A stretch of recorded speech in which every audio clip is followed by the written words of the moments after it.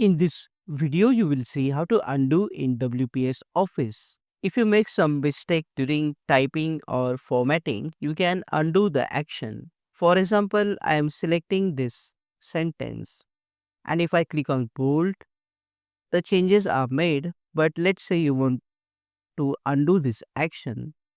In that case, what you need to do is go here. Beside the home tab, you will see the option of back arrow. So this is the undo option. When you click on it, the action will undo. You can do it multiple times. For example, I will change the color, I will bold the text, I will also underline the text.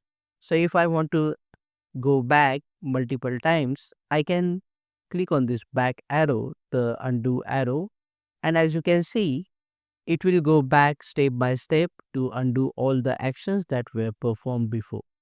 You can also use the keyboard shortcut.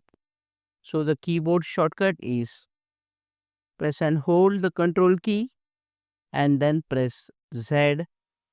So if I press the control key and press Z one time, one action will be undone.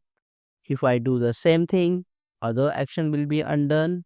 And if I do the same thing again, the previous action will be undone.